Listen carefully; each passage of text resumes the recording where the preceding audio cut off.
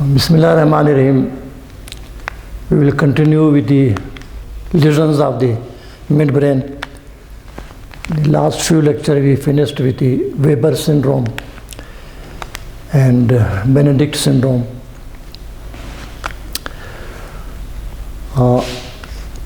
One important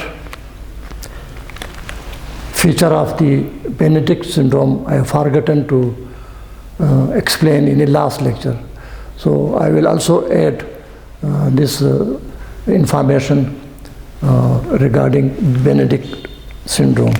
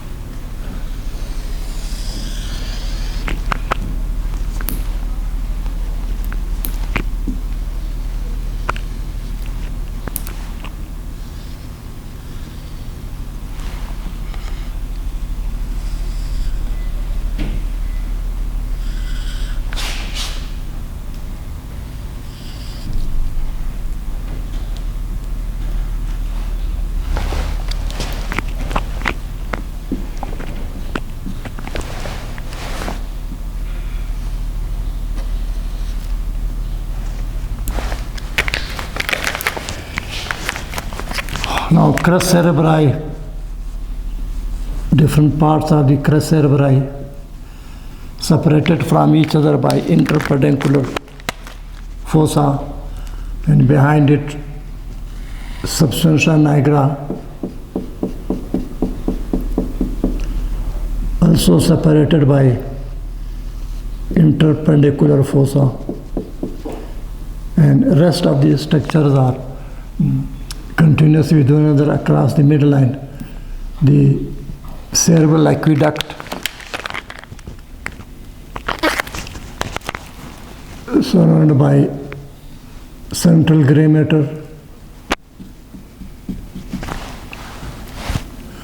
This section is at the level of superior calculi or red nuclei, so you can see the red nuclei also.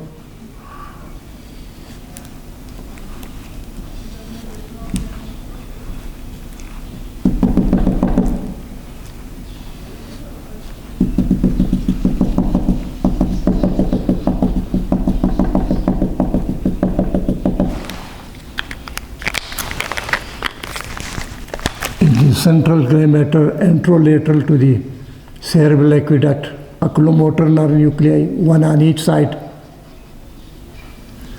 Then oculomotor nerve fibers run forwards, immediately passes through the medial part of the red nucleus, medial part of the substantia nigra, and then exit from the midbrain is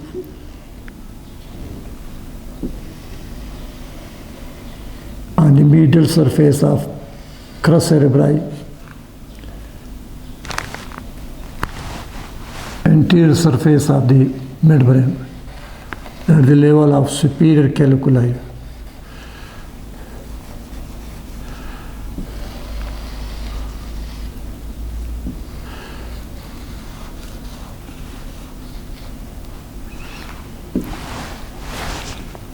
Nuclei of superior calculi under the superior calculi.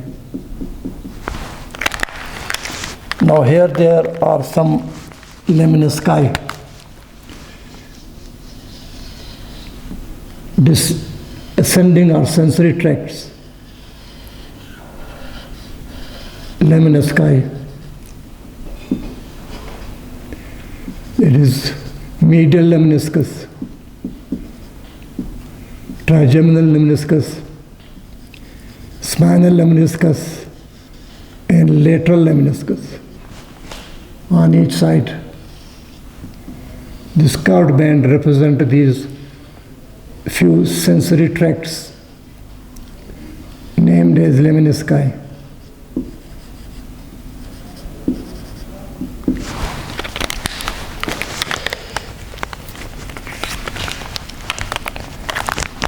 Now this is the medial lemniscus.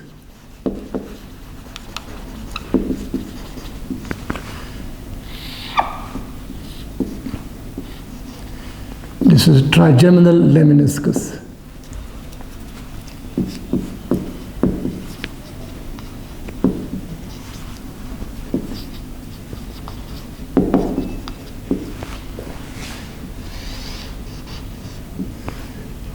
This is spinal lemniscus.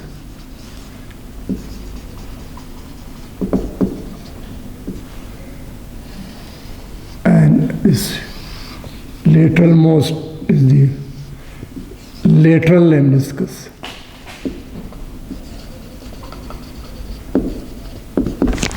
So these are 4 lemnisci on each side.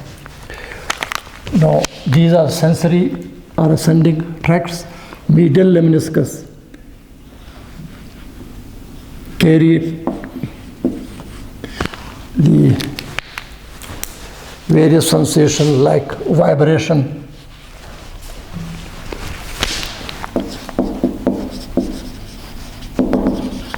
and proprioception,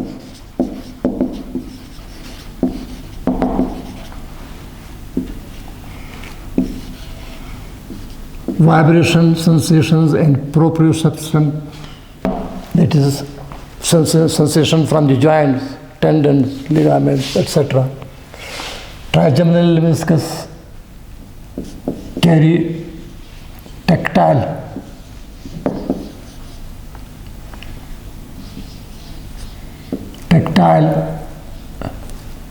pain and temperature sensations from face,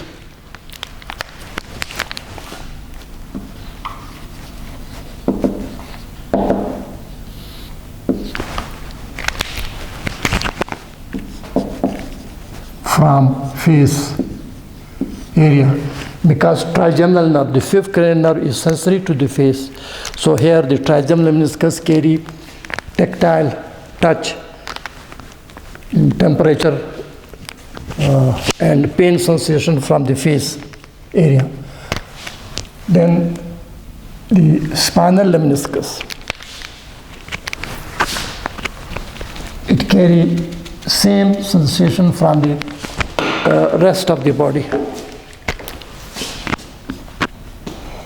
What are these? Tactile,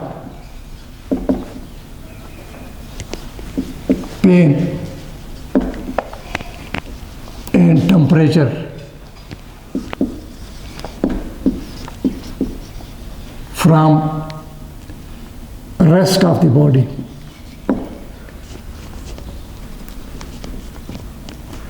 From body except face, because these sensations from face are carried by the trigeminal lemniscus.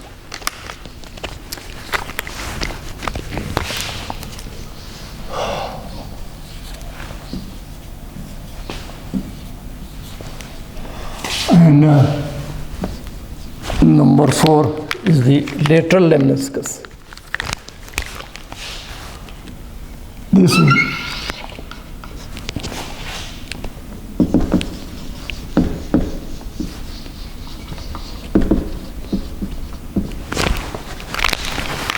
it is part of the hearing pathway.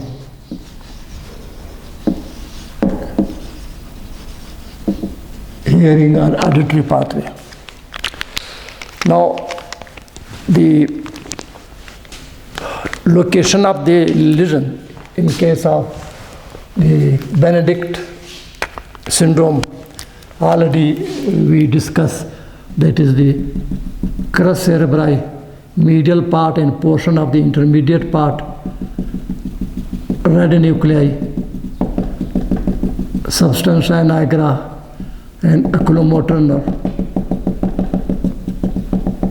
And in the last lecture, I have forgotten to include some of the sensory tracts, that is the medial lemniscus, trigeminal lemniscus,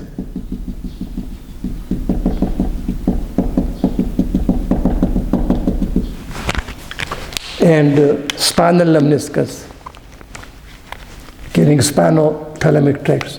So 3 of the lemnisci are also involved in the lesion of Benedikt syndrome. Therefore, these lemnisci which carry these sensations will also be effects of the lesion. Now, what are those sensations? Loss of sensation,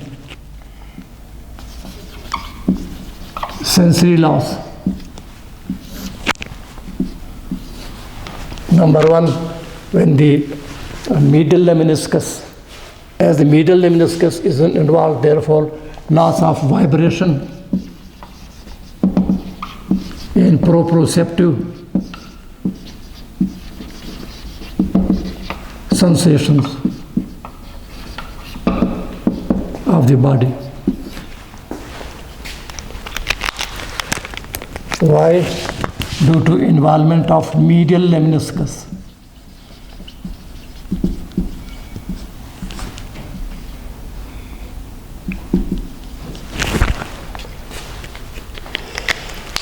Then there will be loss of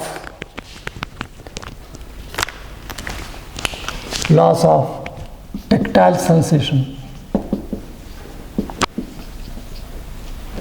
Tactile sensation, pain and temperature from face, and this is because of involvement of the trigeminal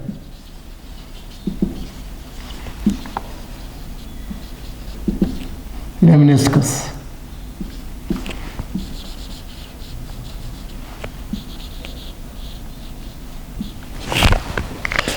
And the third one is the spinal lemniscus. So there is again loss of tactile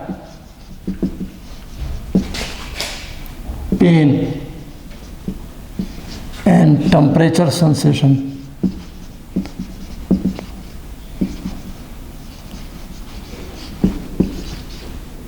from body except face region. And here the tract which is involved is the spinal lemniscus.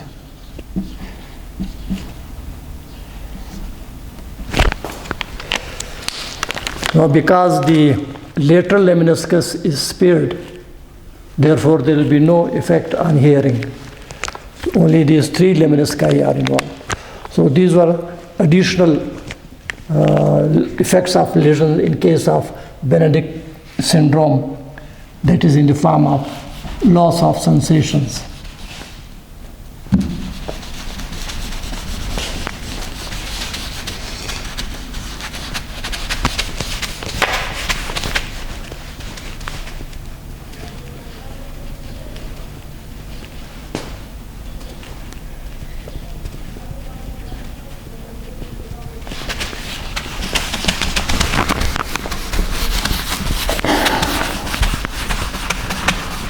Now the topic of today's lecture is another syndrome.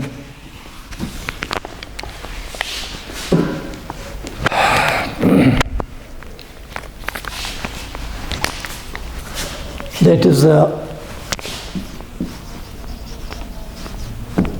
Claude syndrome.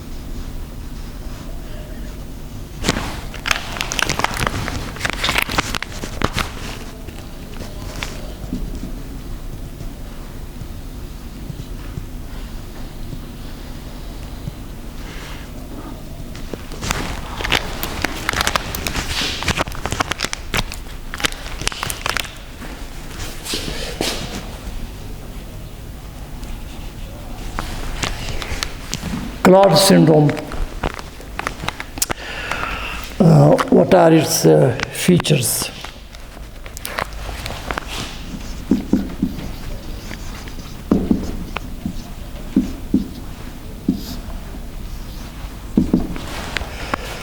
Claude syndrome, it is featured by ipsilateral third nerve palsy.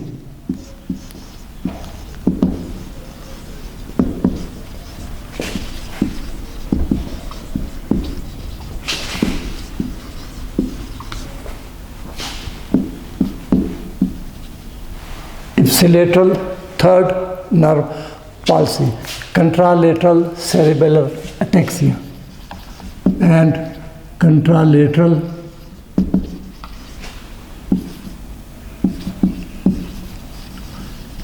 cerebellar ataxia.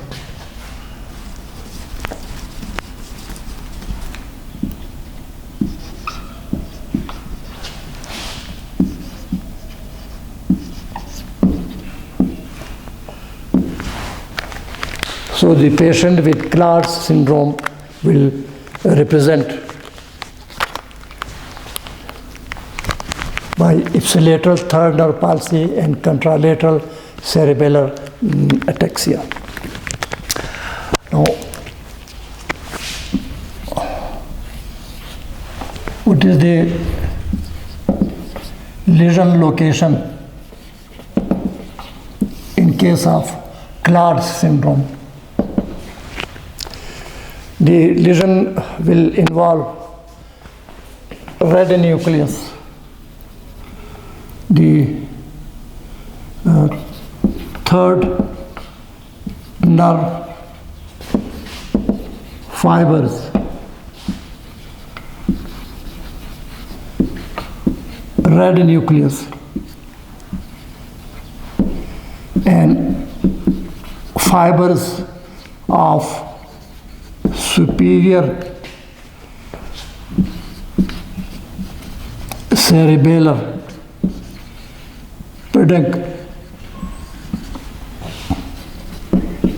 in lower part of midbrain.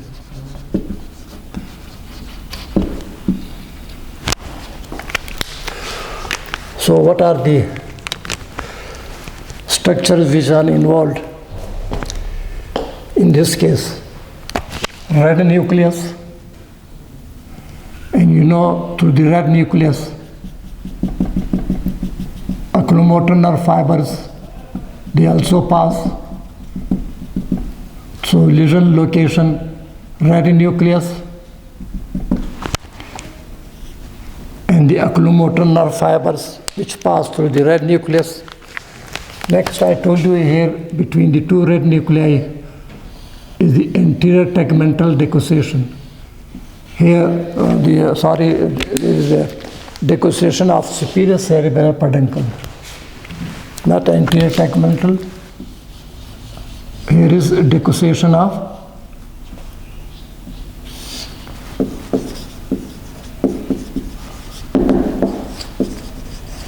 superior cerebellar peduncles. So as the fibers of superior cerebral peduncle, they enter the midbrain from below, they are also involved in the lesion.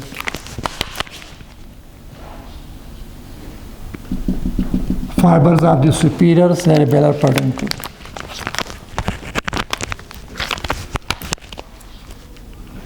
So red nuclei, red nucleus, then oculomotor nerve fibers traversing through the red nucleus, and here you can see there is involvement of the fibers of superior cerebellar peduncle.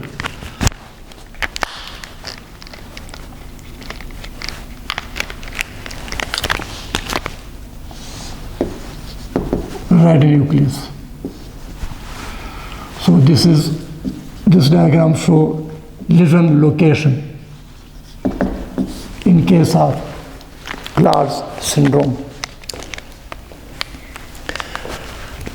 Now, what are the features?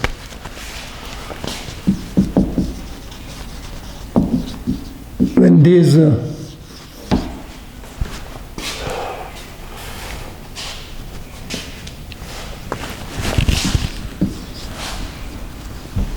parts of the midbrain are involved,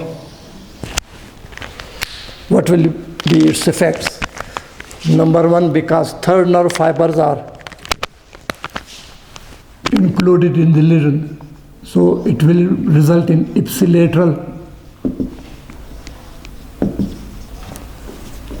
third nerve palsy.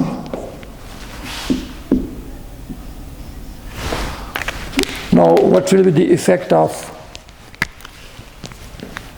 lesion of the third nerve palsy? Already we talked about these in the previous lectures in detail. Number one, it will result in squint. Then it will result in diplopia, double vision, because of squint. Then mydriasis, it means fixed, dilated pupil. Mydriasis. Then ptosis of upper eyelid. There will be slight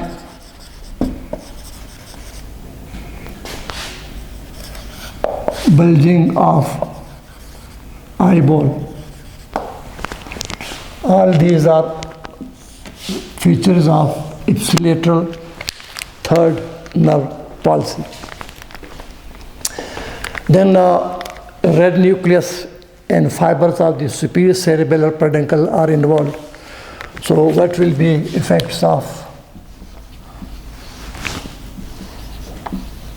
red nucleus and fibers of superior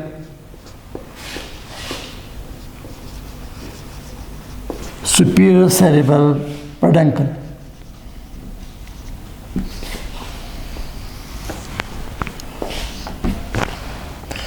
It will result in contralateral cerebellar ataxia. It will result in contralateral cerebellar ataxia.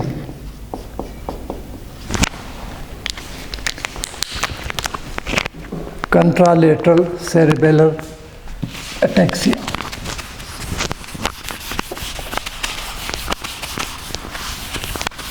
Now the patient will result in number one, ataxic gait.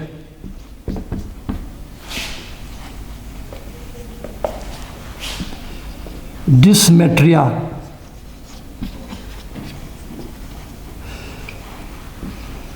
And dysdiadochokinesis. Gait will be ataxic, and there will be dysmetria. Dysmetria means overshooting or undershooting. Overshooting or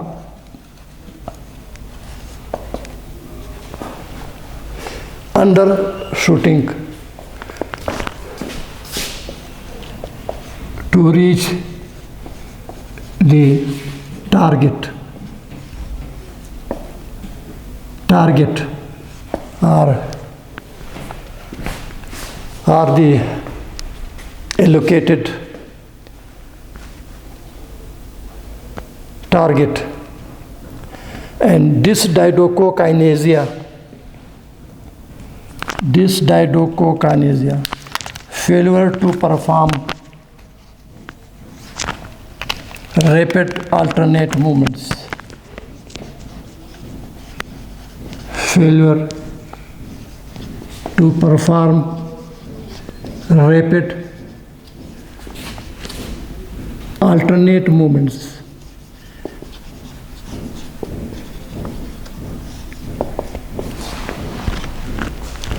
Or part of a body, for example, rapidly performing supination and pronation of the forearm, etc. So this was all about the Claude syndrome. Its features, the structures which are involved, and the signs and symptoms resulting from its lesion.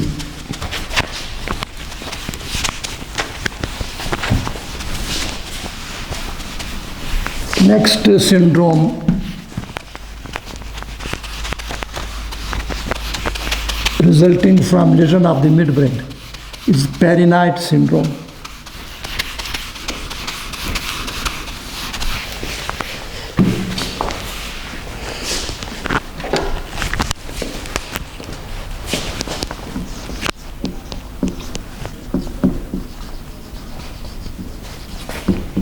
Parinaud syndrome.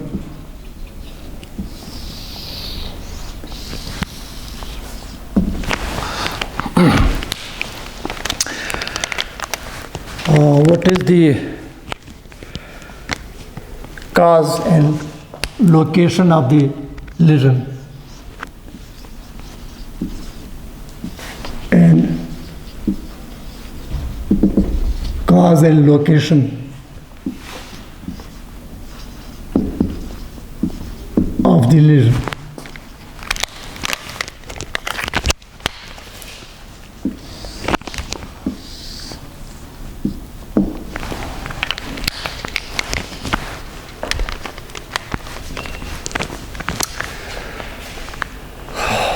Cause of the lesion and location of the lesion. It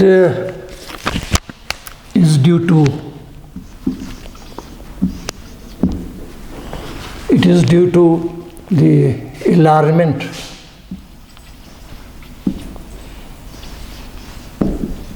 or tumour of pineal body. Tumour, for example, pinealoma in children.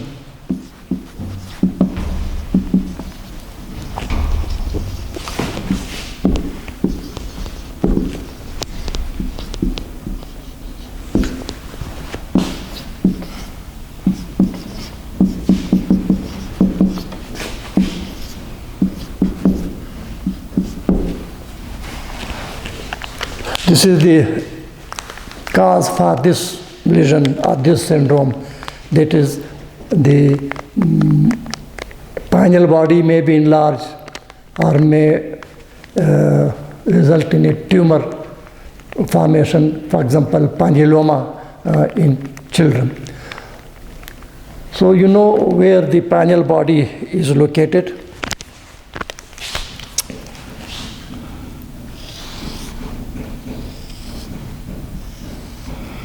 The forebrain, cerebrum,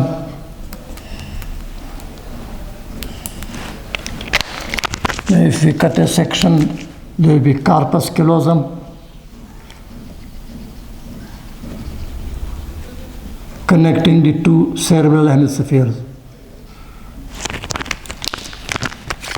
You know the fornix, septum pellucidum,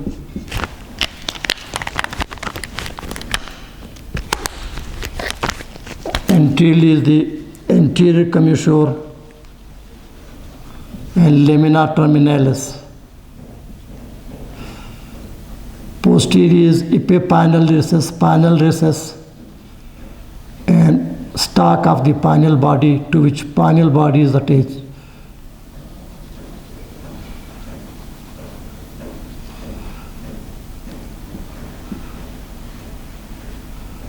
And then posterior commissure.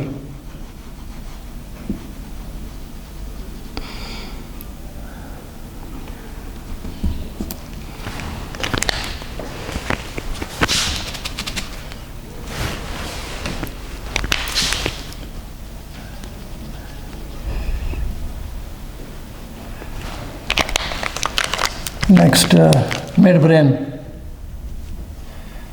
superior caliculi, inferior caliculi, midbrain traversed by cerebral aqueduct and pons, medulla oblongata, spinal cord. You know here is cerebellum.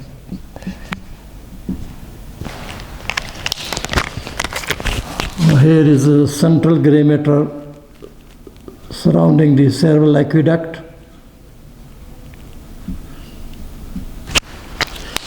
And in the central gray matter at the level of superior caliculi are nucleus of third nerve, oculomotor non-nucleus. And below is the trochlear non-nucleus at the level of inferior caliculus. Now here is superior caliculus under which lies the nucleus of superior caliculus.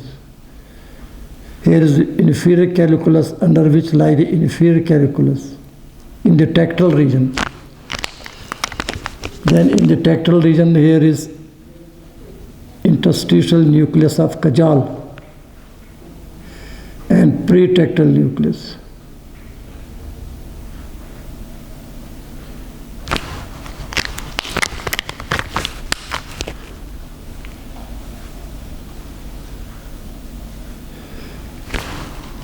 So this is a pineal body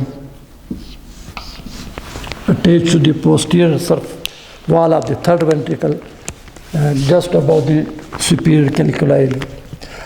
So when this pineal body is enlarged or there is tumor of pineal body, now because pineal body lie in the middle and below, just below are right and left superior caliculi. This is lateral view, so I have shown only one side caliculi, superior caliculi, and under it are nucleus of superior caliculi, nucleus of superior caliculus. This is the interstitial nucleus of Cajal.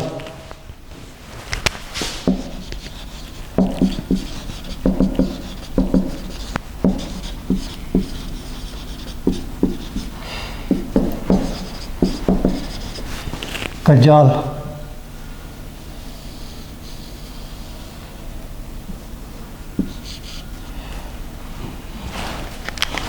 This is pretectal nucleus.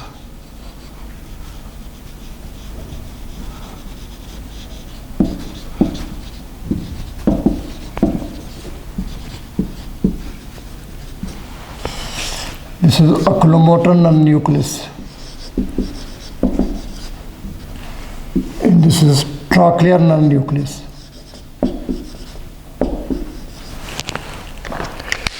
So as the pineal body, when it is enlarged, and just below it are superior caliculi and their nuclei. So the pineal body, when enlarged or pinealoma, it will compress both superior caliculi. This is enlarged pineal body. So there is bilateral compression of the superior caliculi and in nucleus of Cajal. So when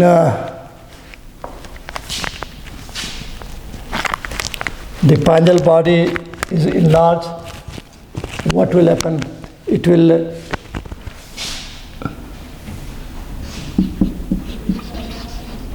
enlarge pineal body.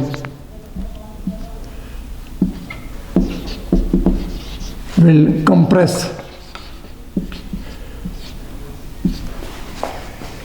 the tectum and pretectum.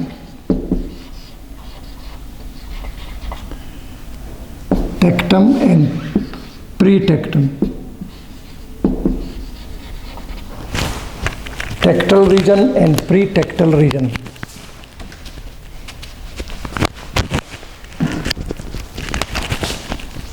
Tectal and pretectal regions of midbrain.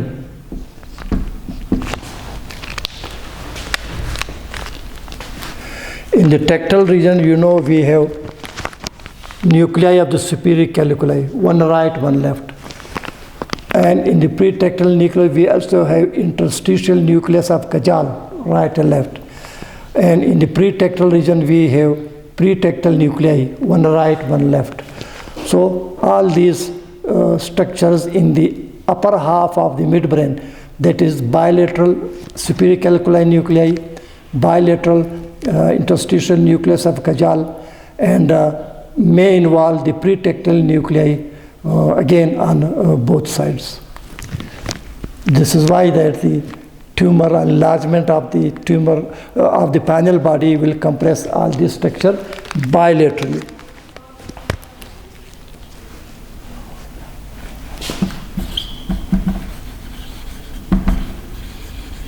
Bilateral. Now, what are the structures involved?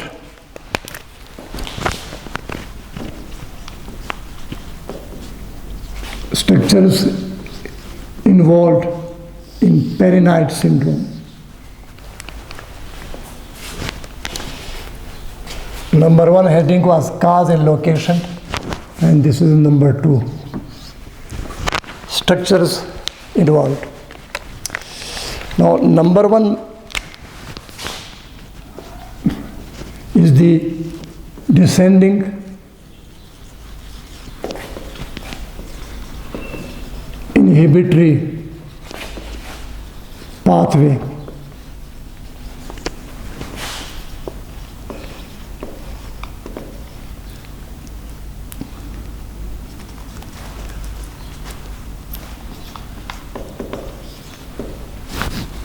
Descending inhibitory pathway. This pathway, they connect arising from cerebral cortex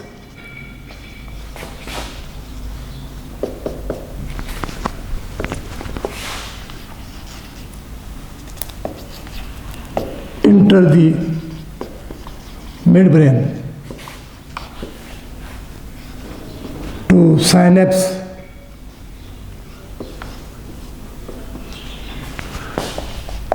with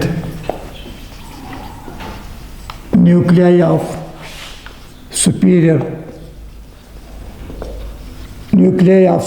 caliculi and interstitial nucleus of Cajal.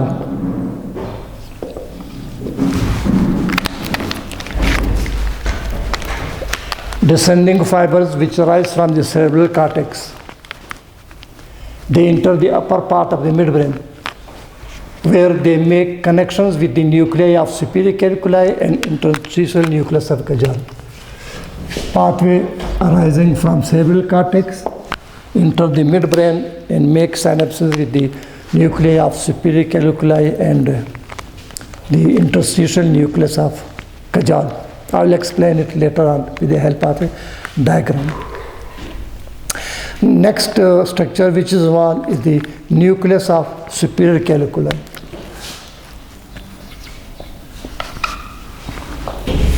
Nuclei, both sides. The nuclei of superior caliculi.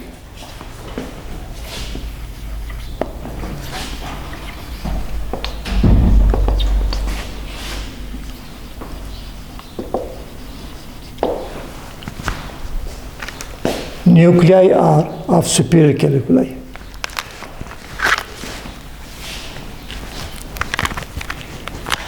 bilaterally.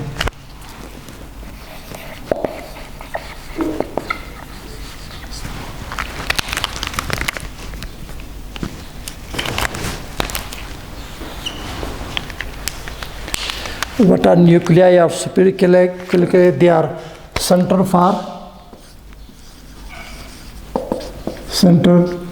for visual reflexes.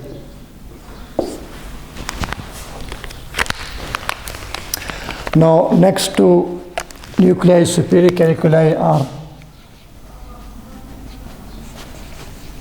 interstitial nuclei of Kajal.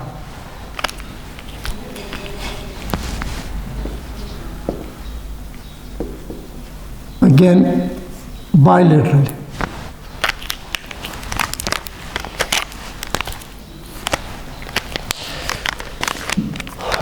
The nuclei of Kajal, interstitial nuclei or Kajal, are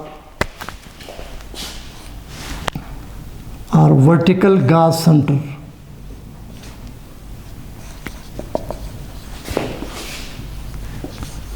Vertical gauge center.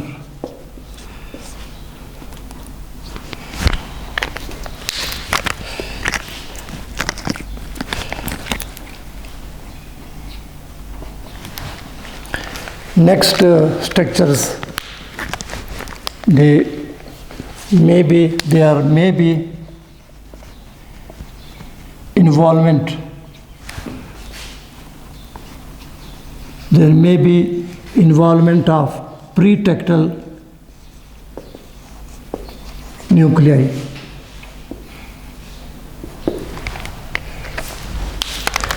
And you know the pretectal nuclei, they are meant for center for light reflexes. Center for light reflexes. When you throw light in the eyes, the pupil constrict. And then indirectly involve the oculomotor nerve.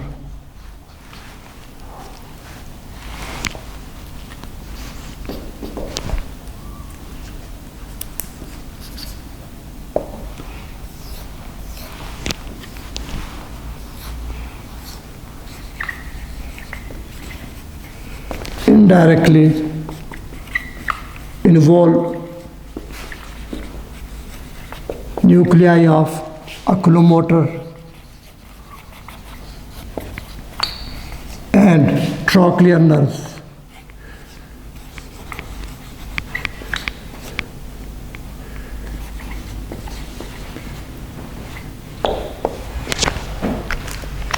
Because the nuclei of superior calliculi and the nuclei of the superior calliculi and the interstitial nucleus of Kajal, they have also connection with the oculomotor nerve nucleus and trochlear nerve nucleus. So these will be the structures which are involved in this Parinaud syndrome. Excuse me.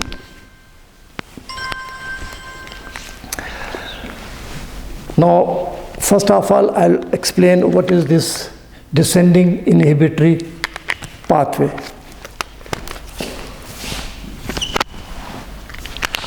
Descending inhibitory pathway.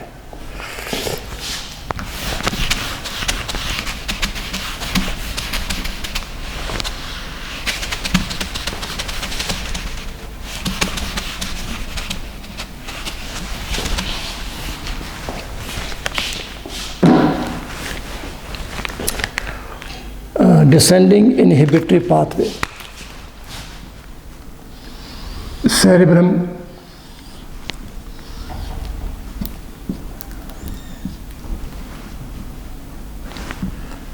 then midbrain,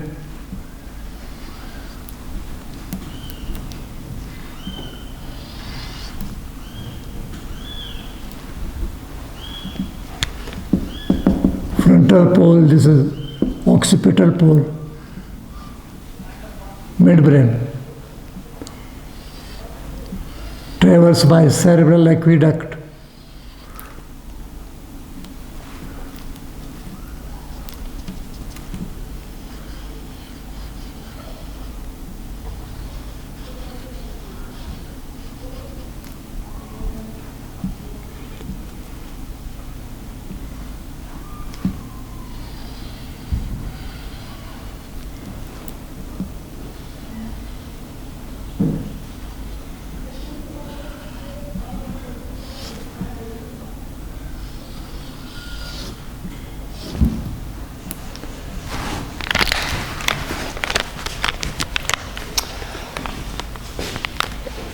What is descending inhibitory pathway?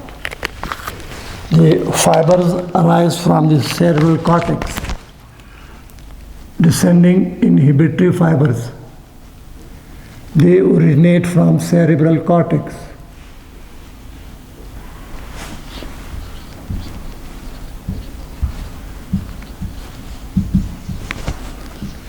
And these descending fibers enter the upper part of the midbrain.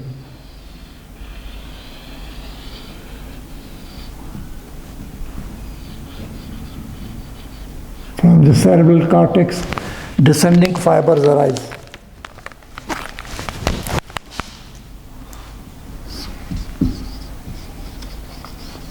Descending inhibitory pathway.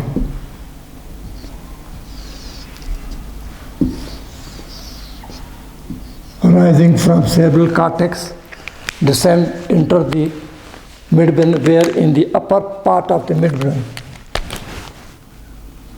as I told you before, they make connection with the nuclei. Which nuclei? Nucleus of superior calculus.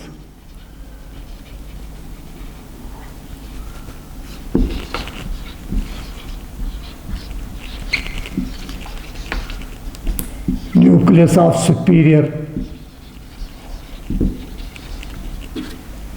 calculus.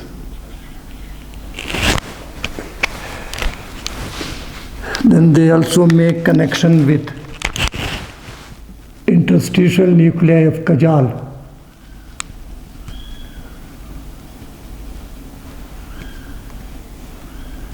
In the upper part of the midbrain.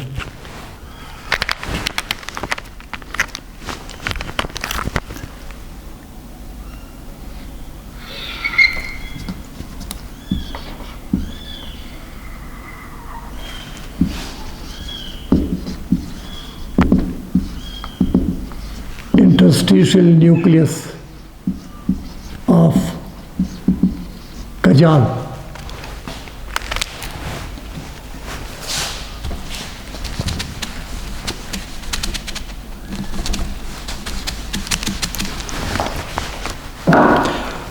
Now here the central gray matter surrounding the cerebral aqueduct.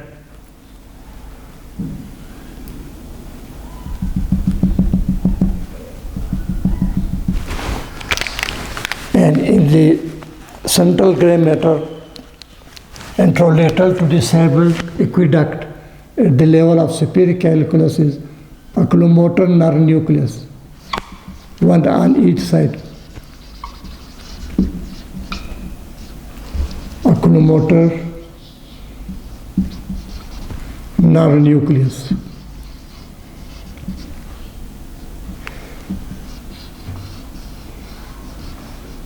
And again in the central gray matter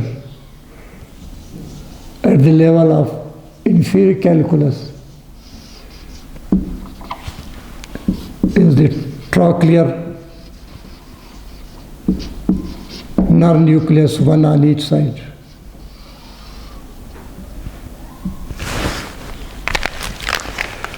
Now we are talking about the descending pathway which is inhibitory in function. It originates from the cerebral cortex, descends through the cerebral hemisphere, enter the midbrain, where in the upper part of the midbrain, this inhibitory descending pathway, it make connection with the nucleus of superior caliculi and with the nucleus of interstitial nucleus of Cajal.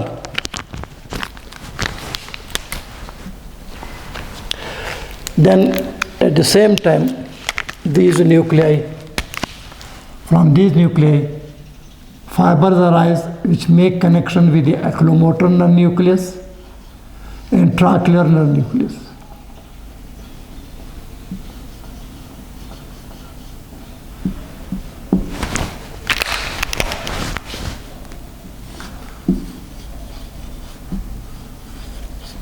Connections of nuclei of superior caliculi and interstitial nucleus of Cajal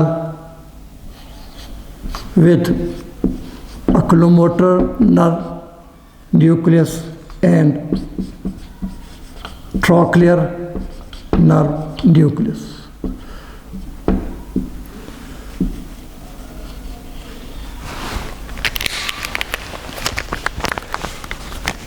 So this diagram explains the structures which are involved.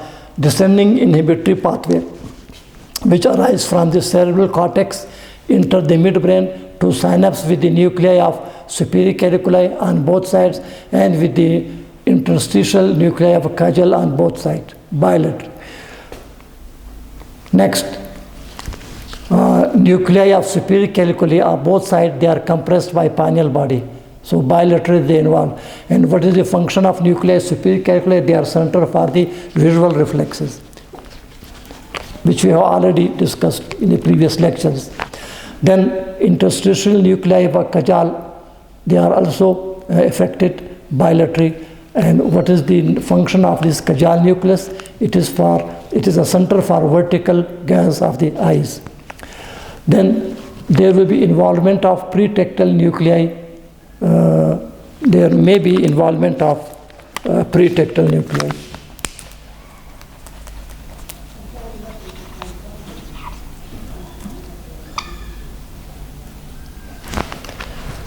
And what is the function of pretectal nuclei?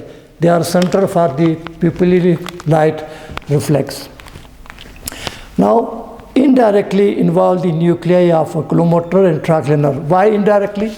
The descending inhibitory pathway directly makes synapse with the interstitial nucleus of Cajal and with the nuclei of superior caliculi. Then the fibers arise from these nuclei which make connection with the oculomotor nerve nuclei and trochlear nerve nuclei. So the pinealoma or enlarged pineal gland will compress the nuclei of superior caliculi on both sides and interstitial nuclei on both sides. But involvement of these two nuclei will also affect the oculomotor and trochlear nerve nuclei, because the interstitial nuclei of Cajal and nuclei of superior caliculi, they make connection with the oculomotor and trochlear nerve also. So all these will result in bilateral effects of compression. Now, so this was about the inhibitory pathway. Now this inhibitory pathway acts like a feedback. This inhibitory pathway, inhibitory descending pathway,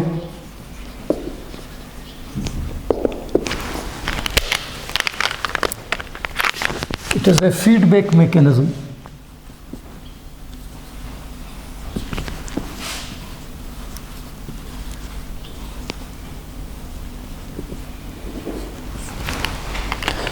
That is, it inhibits the nuclei of the superior caliculi and interstitial nuclei of Cajal bilaterally.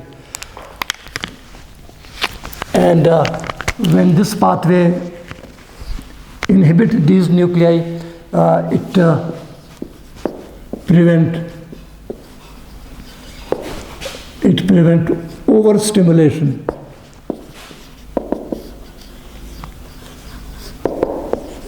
It prevents overstimulation of nuclei of superior caliculi and caudal nuclei. It prevents overstimulation of nuclei of superior caliculi and interstitial nucleus of caudal. In this way, they act like a feedback pathway or feedback mechanism. This is why when there is a lesion, as in case of this Parinaud syndrome, lesion involving the fibers of the inhibitory pathway in the upper part of the midbrain and compressing the nuclei of superior caliculi and interstitial nuclei. So when this inhibitory pathway is out of function, then what will happen? The nuclei of superior caliculi and interstitial nuclei of caudal, they will be overstimulated. Why? Because the feedback mechanism, because of this compression, is no more. So these were the causes and location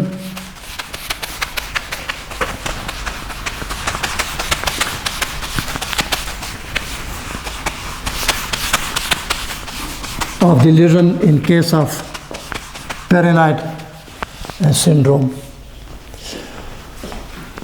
Now, next is what will be the sign and symptoms because of involvement of these structures in case of Parinaud syndrome.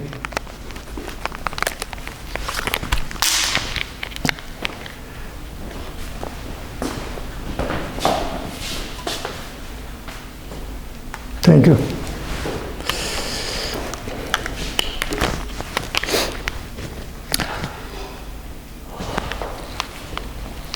Diagrammatically, if we draw cross section of the midbrain,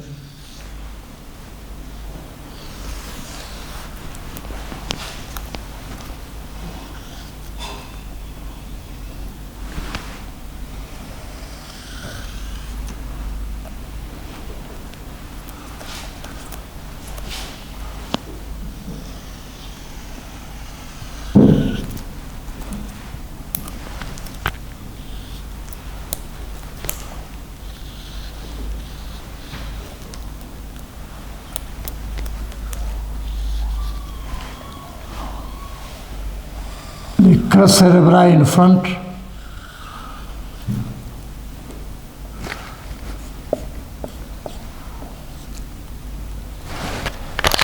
then substantia nigra,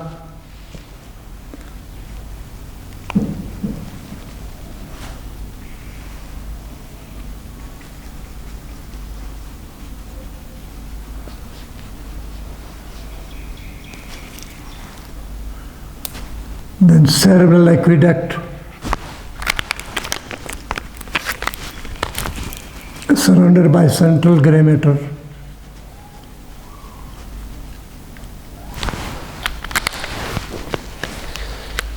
Behind it is the tectal region, where there are nuclei of the superior caliculi under the superior caliculi.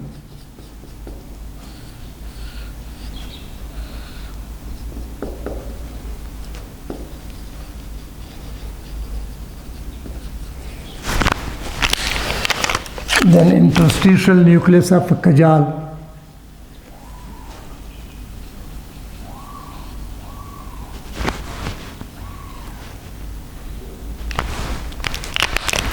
On each side, in the tectal region,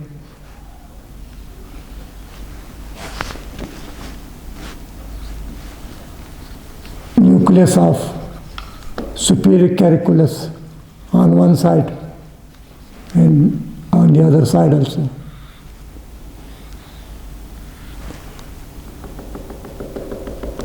This is tectal region. This is interstitial nucleus of Kajal, one on each side.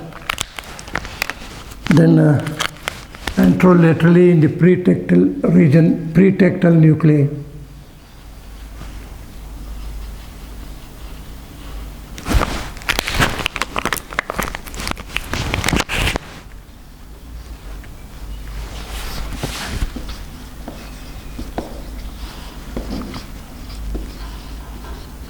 Pretectal nucleus. So in this section, if I show the location of the lesion, the structures involved, all these are the structures which are involved.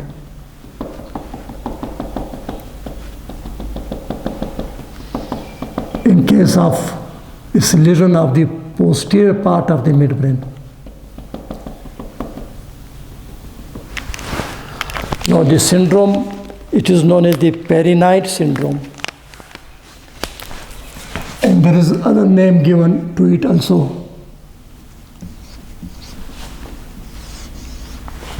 Dorso midbrain.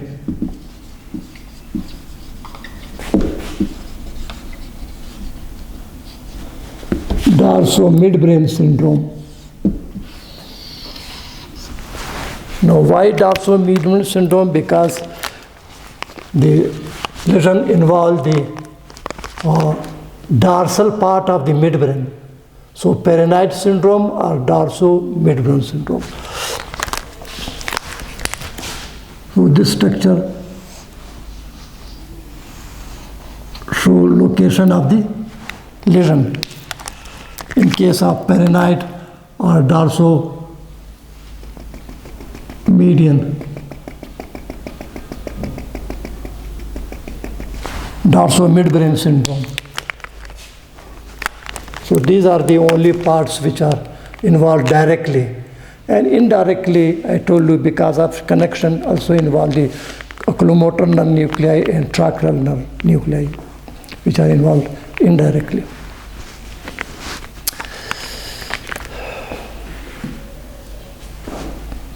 Now what are the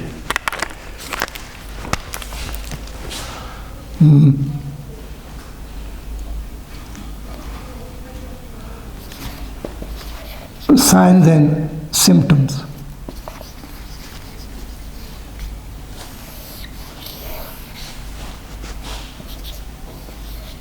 In Parinaud syndrome or dorso midbrain syndrome. What is clinical correlation? There is bilateral convergence. There will be bilateral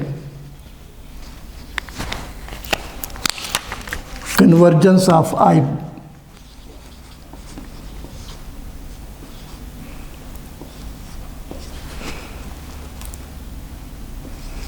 Bilateral convergence of eyeballs. Both the eyeballs will be converge bilaterally, and there will be lid retraction, upper lid.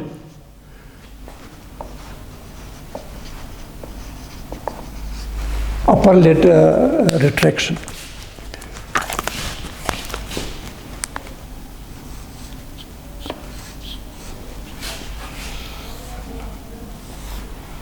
Both eyeballs will converge bilaterally, and the upper lid will be retracted, elevated. Now, what is the reason for it? Now we'll discuss these in the form of a table summary.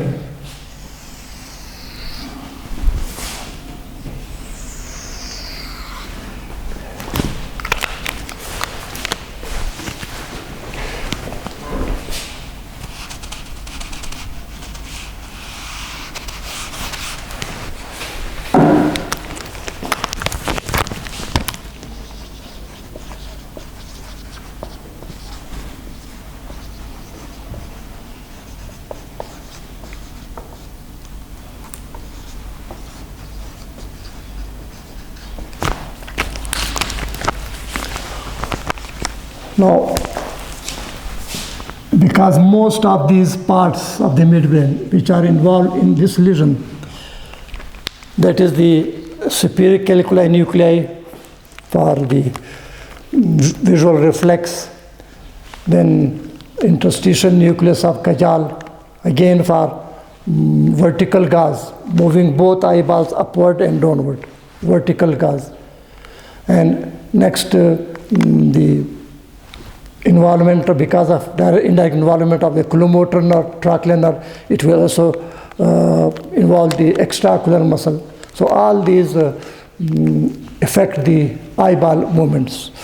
Now, extraocular muscles.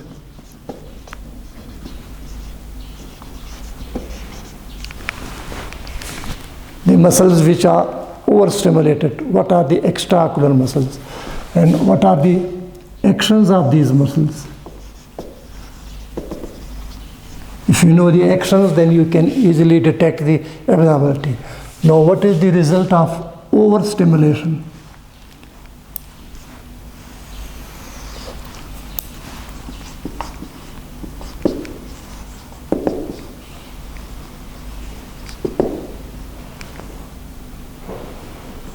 What will be the results of overstimulation of the nuclei innervating these extraocular muscles?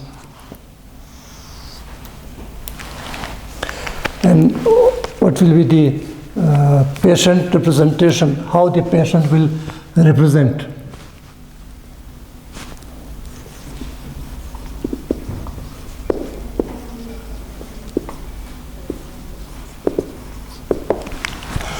Now, because oculomotor nerve and trochlear nerve are indirectly involved, so it will result in the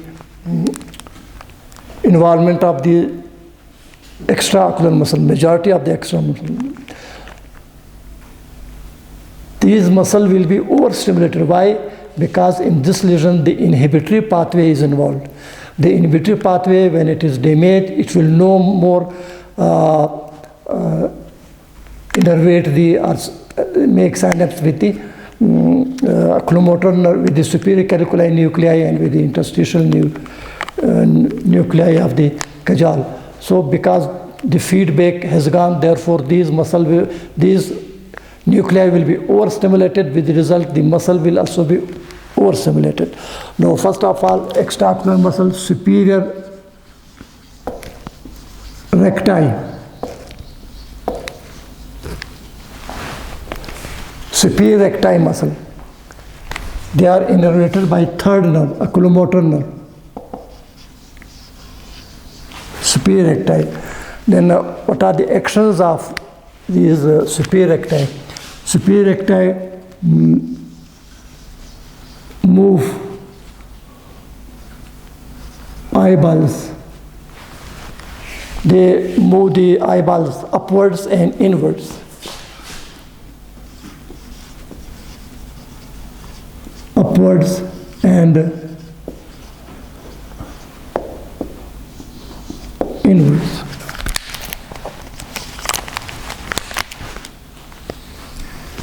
Next muscle, extraocular muscle, which is involved, is inferior rectus.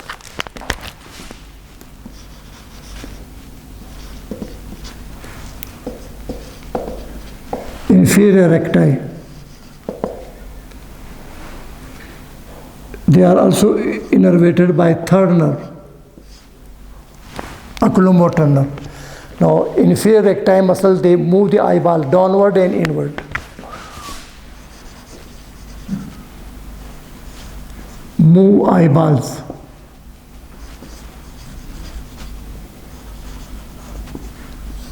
Downwards and inwards.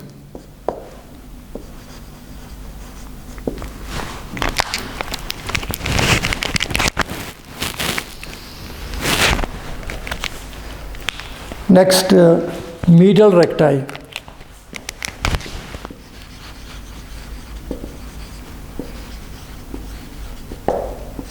Again innervated by third nerve. Medial recti. The medial recti move the eyeball inwards.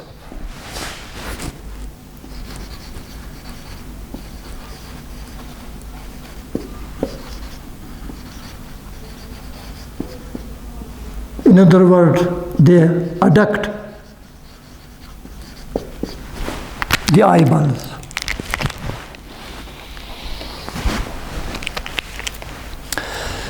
Next, the oculomotor nerve also supply the skeletal part of the levator palpebrae superioris muscle. Levator palpebrae superioris muscle of upper eyelid.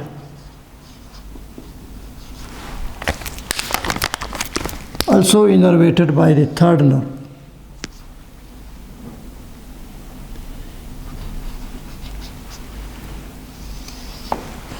Now, what is the action of levator palpebrae superioris muscle? Elevate the upper eyelids.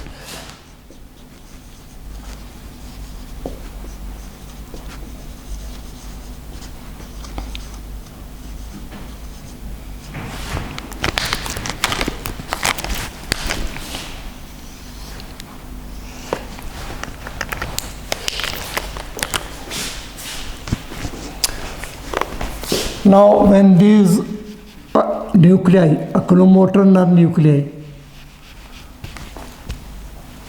they are overstimulated because the inhibitory pathway is not working, therefore the nuclei superior cariculi, interstitial nuclei, caudal, they will be overstimulated, and because these two nuclei has indirectly connected with the nuclei of oculomotor nerve and trochlear nerve, therefore the trochlear and oculomotor nerve nuclei will also be overstimulated. So when the superior recti muscle is overstimulated, normally the superior recti muscle move the eyeball upwards and inwards, and the inferior recti muscle move the eyeball downwards and inwards. So you can see two actions are same. The superior recti muscle move the eyeball inwards. The inferior recti also move the eyeball inwards. What are the opposite actions? Upward and downward. Superior recti move the eyeballs upwards. Inferior recti move the eyeball downward. Therefore, what will happen because of overstimulation? The opposite actions, upward and downward, will cancel.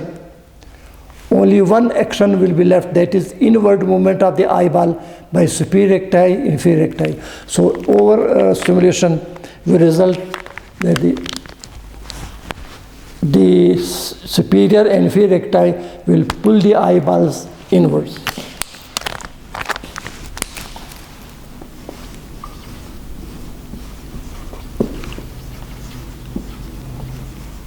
Pull the eyeball inwards.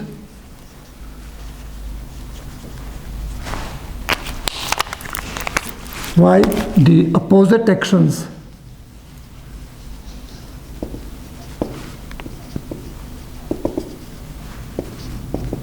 will cancel each other. Therefore, both these muscles, superior recti, inferior recti, will move the eyeball inwards. The upward action of the superior rectus and the downward action of the inferior rectus, these opposite action will cancel each other. Only inward movement will occur, and this will result in bilateral convergence of the eyeball. Bilateral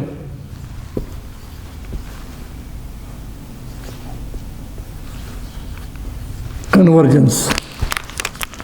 Bilateral convergence of eyeballs will result because of overstimulation of the oculomotor nerve supplying superior rectus and inferior rectus. Then medial recti muscle, also innervated by third nerve. When normally the medial recti move the eyeball inwards, that is adduct the eyeball. So normally when it is stimulated,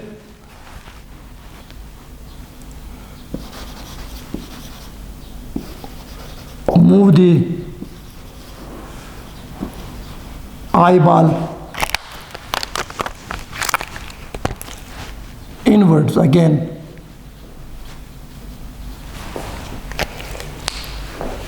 Because medial recti adduct the eyeball. So eyeball will move inward. It will again result in bilateral convergence.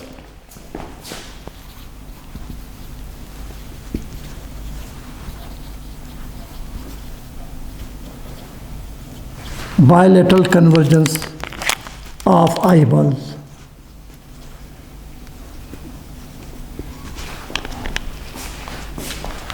Next, levator palpebrae superioris muscle.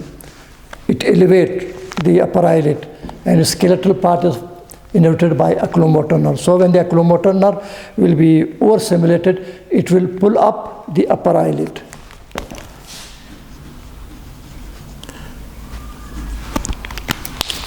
Pull up the upper eyelids, again bilaterally. This will result in bilateral retraction or elevation. Bilateral elevation of both upper eyelids.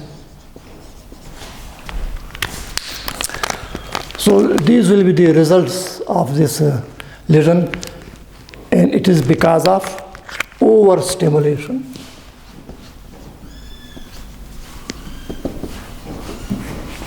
Why overstimulation? Because inhibitory path is not working. Because the descending inhibitory pathway is out of action because of this damage. Now, this bilateral elevation of the upper eyelid, this sign is also known as Collier sign.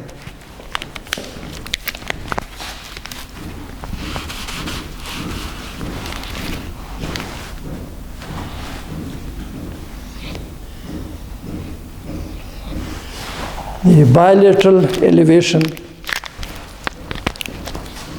of upper eyelids. When both eyelids are they are elevated at the same time, it is known as Collier sign.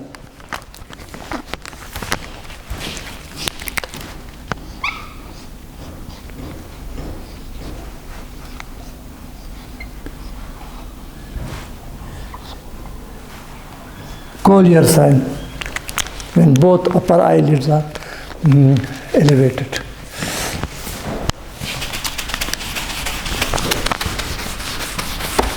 So how it will appear? What will be the facial expression in this case?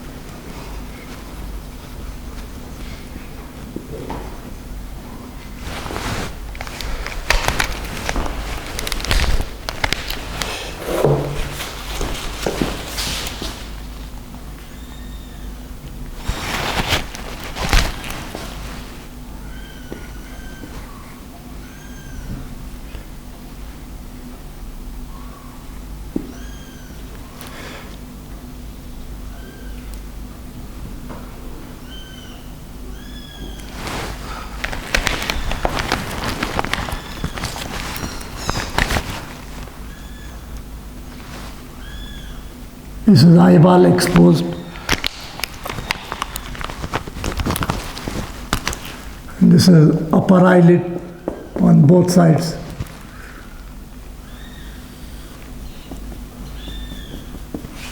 Lower eyelids.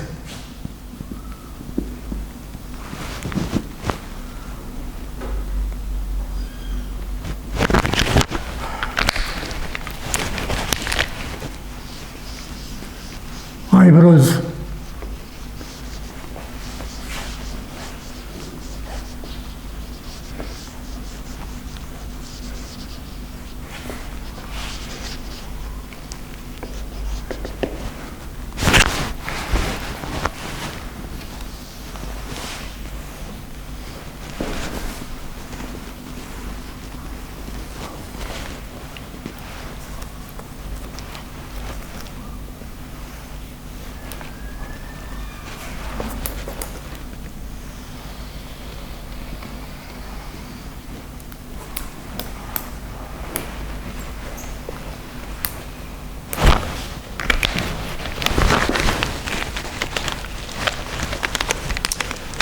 So you can see both eyelids will converge. Convergence of both eyelids, convergence of both eyeballs, sorry. Both eyelids will be converged, and there will be elevation of both eyelids.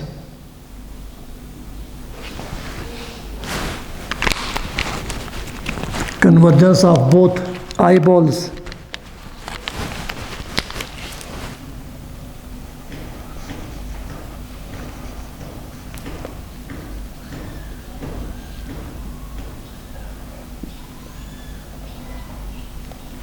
And elevation of both upper eyelids.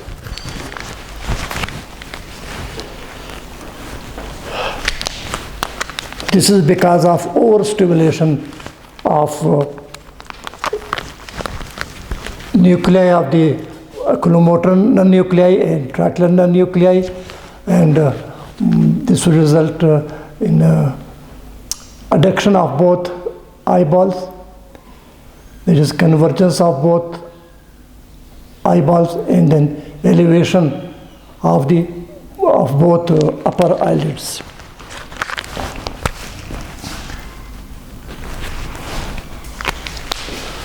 Now condition having this above cited features, the condition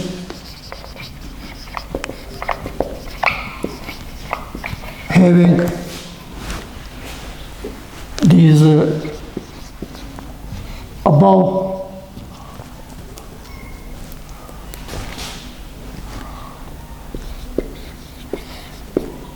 cited are shown, features shown in the diagram, has a special name, is named as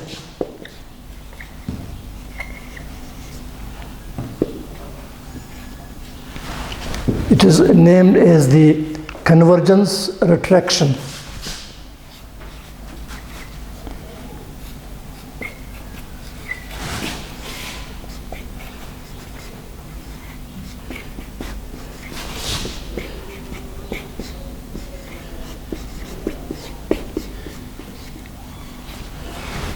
Convergence-retraction, nystagmide reaction.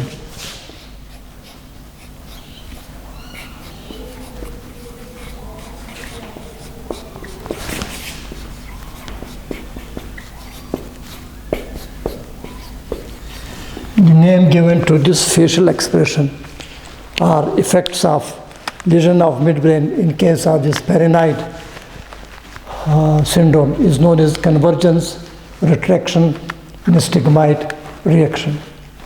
So the upper eyelid, both upper eyelid are retracted and the eyeballs converge inside. It gives the appearance of sunset sign.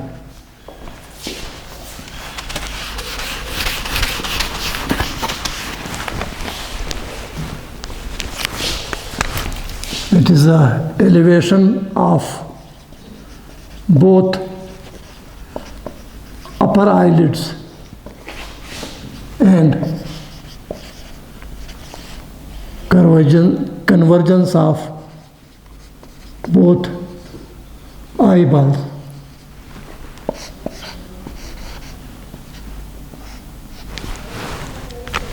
It is given the name of sunset sign.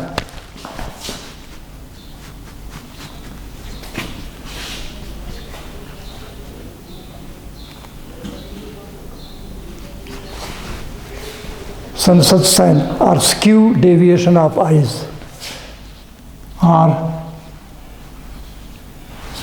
sunset sign or skew deviation of eyes.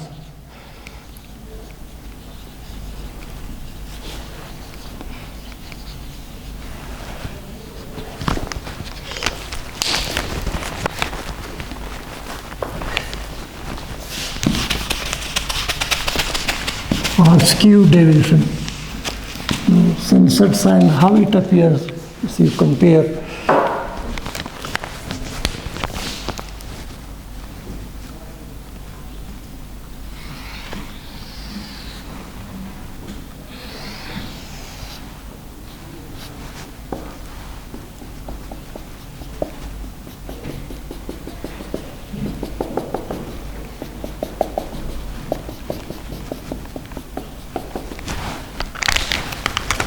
Sunset sign.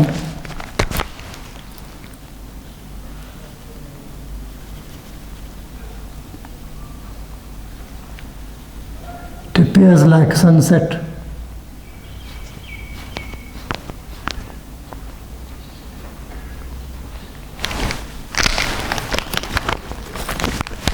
So this is why it's known as sunset sign, or the skew deviation of the eyes is to this sign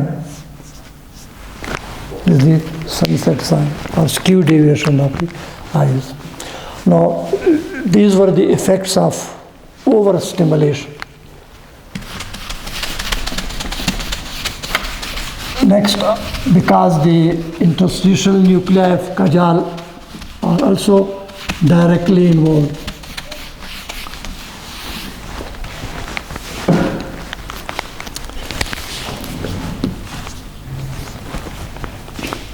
the effects of lesion to the both the interstitial nuclei of Kajal, it will result in vertical gauze palsy.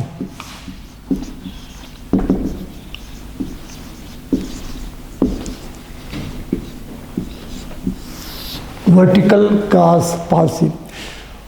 Now, what is the vertical gauze center? Interstitial nucleus of Kajal.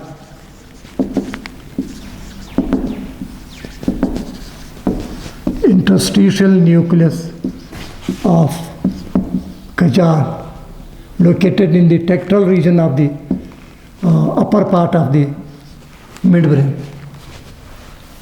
is the vertical gauze center.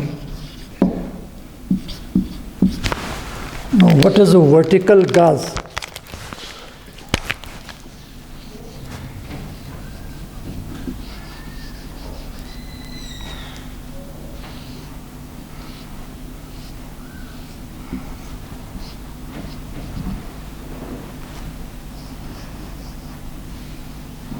Vertical gauze.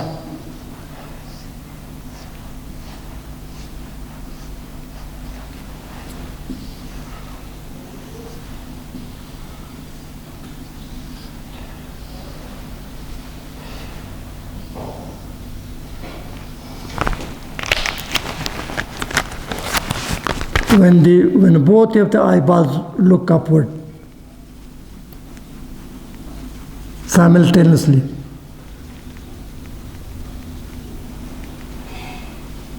this is upward gauze.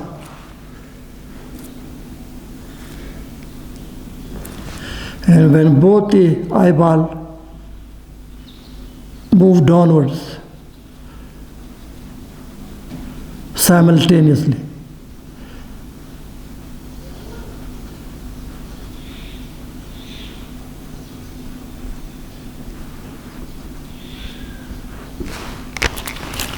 So vertical gaze, both eyeballs rotate upwards, and here both eyeballs simultaneously move downward. This is vertical gaze. So there will be up vertical gaze and down vertical gaze normally. So when as the interstitial nucleus of Kajal responsible for the vertical gaze is affected, and in the same time the interstitial nucleus of Kajal have connection with the trochlear nerve. So as the vertical gaze center and trochlear nerve nucleus is also involved, it causes vertical gaze palsy. Vertical gaze palsy. Patient will have difficulty to bring eyeballs upward simultaneously. This is normal.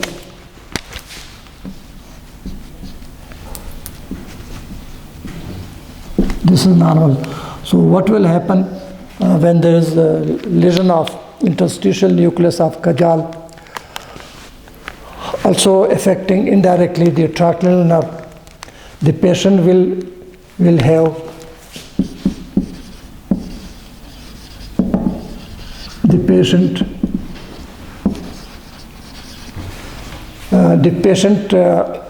will have difficulty to bring eyeballs upwards.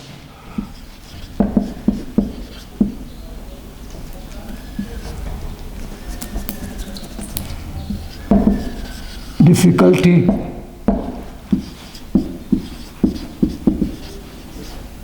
to bring both eyeballs. Difficulty to bring both eyeballs upward simultaneously.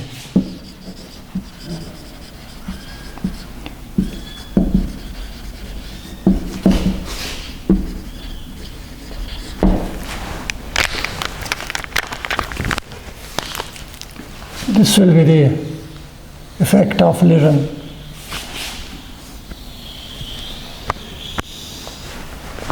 In this case, known as the vertical gaze palsy. So these were the reason, the cause for the lesion, the structure involved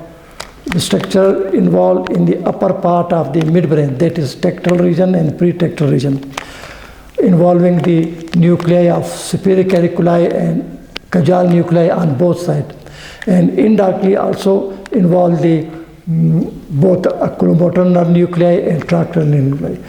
All these structures which are involved in this Parinaud syndrome, which is also known as the dorsal midbrain syndrome,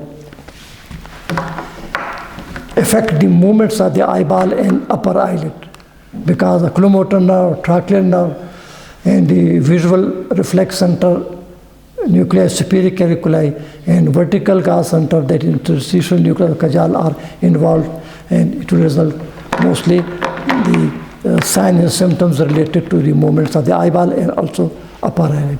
So with this we finished with the Parinaud syndrome, and few other syndromes are left, and we will continue with those. With this we will finish with the applied aspects of the midbrain. Thank you very much, and keep learning.